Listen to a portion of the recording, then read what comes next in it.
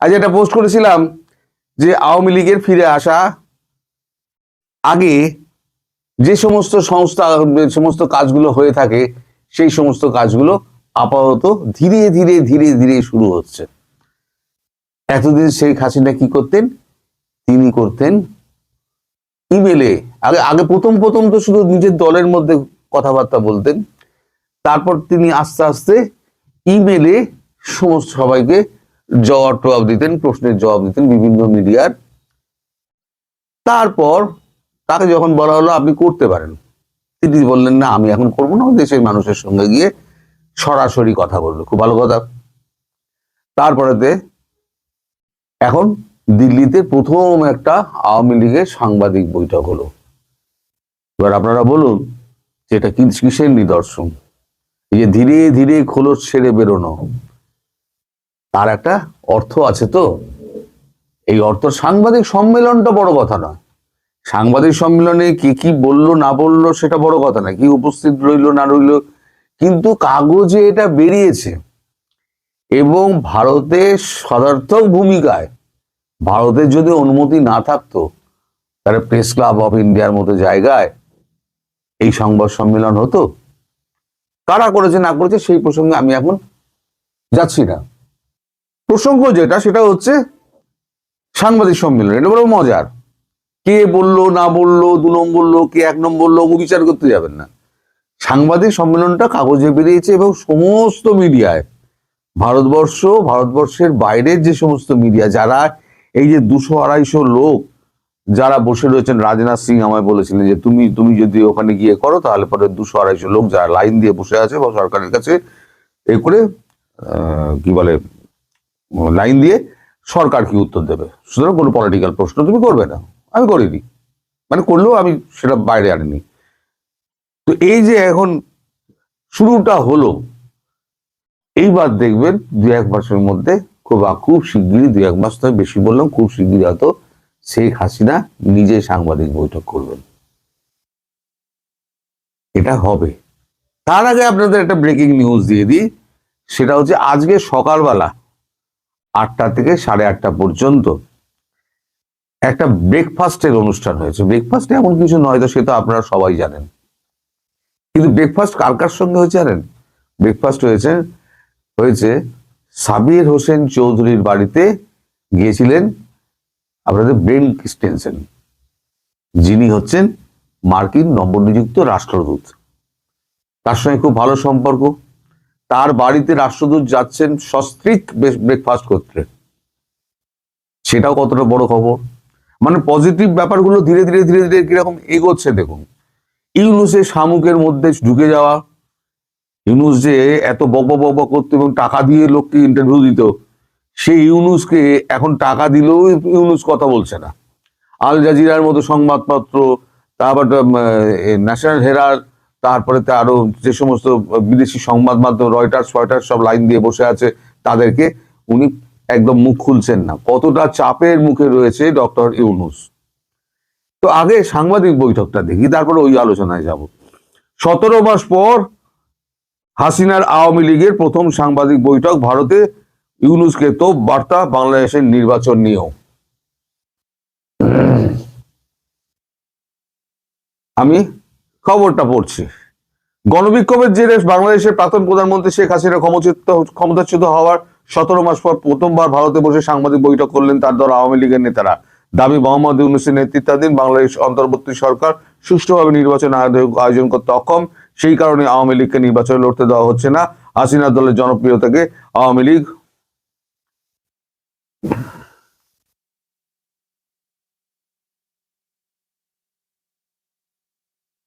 ভয় পাচ্ছে।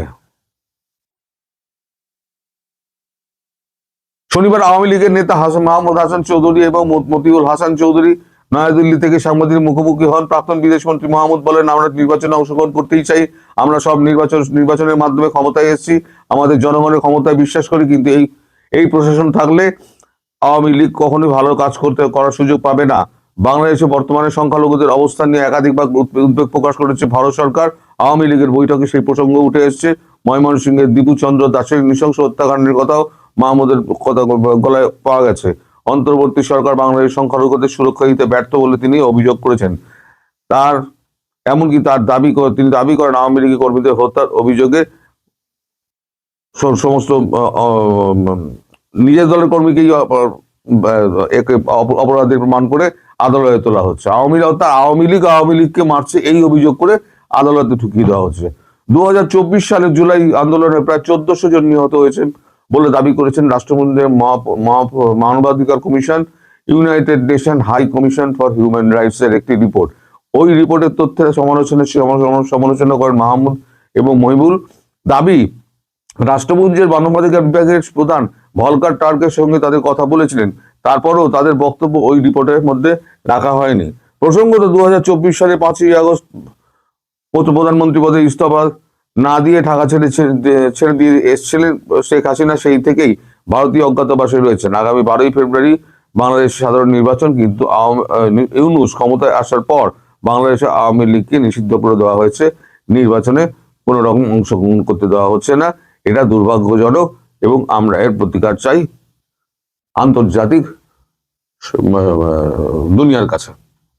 এইটা হলো গিয়ে এর কথা, আওয়ামী লীগের কথা। এই যে আওয়ামী লীগ যেটা বলছে, এই যে সাংবাদিক বৈঠকে যেটা বলা হলো, সেটা কি এই দলীয় কথা? এটা হচ্ছে শেখ হাসিনার কথা। শেখ হাসিনা মুখটা হাসান মাহমুদের বা আরেকজন যিনি আছেন তার, কিন্তু কথাটা কিন্তু শেখ হাসিনার। তার অনুমতি ছাড়া এবং ভারতের অনুমতি ছাড়া এই সাংবাদিক সম্মেলন তো হতে পারে না ভাই। সুতরাং ধীরে ধীরে গাড়ি যে এগোচ্ছে তার প্রমাণ হচ্ছে এইটা। এইবার আমি 1:30টার সময় যে ভিডিও, সন্ধ্যাবেলা যে ভিডিওটা করব, সেখানে আমি ব্যাখ্যা করব যে হঠাৎ এই পাল্টি খাওয়া কেন আমেরিকার। পাল্টি তো খাওয়ার কারণ থাকবে, এত বিলিয়ন ডলার বিনিয়োগ করেছে, তার ডলারটা কতটা কি হলো না হলো। দ্বিতীয় কথা হচ্ছে 400 মিলিয়ন ডলার এই মার্কিন যুক্তরাষ্ট্র নির্বাচনে ট্রাম্পকে হারানোর জন্য আমাদের ইউনূস দিয়েছিলেন, তা সত্ত্বেও ট্রাম্প তাকে বরদাস্ত করেছেন। হঠাৎ কেন ট্রাম্পের এই ভুল বদল, সেটা আমি সন্ধ্যের ভিডিওতে বিস্তারিত ব্যাখ্যা করব। এখন বলি যে এই যে মার্কিন যুক্তরাষ্ট্রের হঠাৎ পা তুলে নেওয়া, বা ঢাকাকে, মার্কিন যুক্তরাষ্ট্রকে বরাবরই বলা হয়েছিল যতক্ষণ না পর্যন্ত বাংলাদেশ থেকে পা তুলে নেবেন, আমি শুরু থেকে বলে যাচ্ছি, ততক্ষণ পর্যন্ত ভারত সদর্থক কোনো ব্যবস্থা নেবে না, কোনো ট্রেড ডিল হবে না।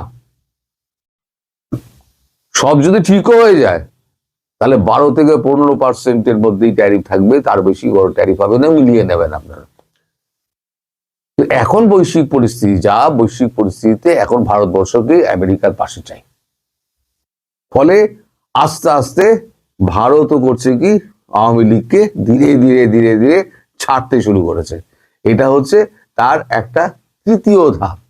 প্রথম ধাপে উনি দলের নেতাদের সঙ্গে কথা বলতেন, দ্বিতীয় ধাপে উনি লিখিত প্রশ্নের জবাব দিতে শুরু করলেন, তৃতীয় ধাপে উনি সাংবাদিক বৈঠক করতে শুরু করলেন, এবং চতুর্থ ধাপে উনি স্বয়ং সাংবাদিক সম্মেলন করতে আসবেন, অথবা উনি দেখবেন কোনো একটা ন্যাশনাল টেলিভিশনে, একটা কি দুটো কি তিনটে ন্যাশনাল টেলিভিশনে উনি সরাসরি বক্তৃতা দিচ্ছেন, এবং সেটা সম্প্রচার হবে সর্বত্র।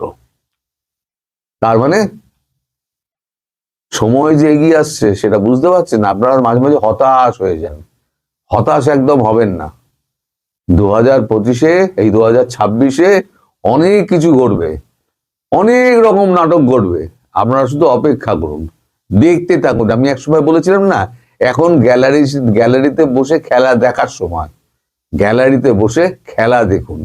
এই যে ওই চুকিতকিতের মতো নির্বাচন নিয়ে খেলা, তারেকের প্রধানমন্ত্রী বলে তো সাজ নিয়ে ঘুরে বেড়ানো, সব চুপচাপ দেখতে থাকুন। पिक्चर अभी बाकी है मेरे दोस्त, पिक्चर बहुत बाकी है।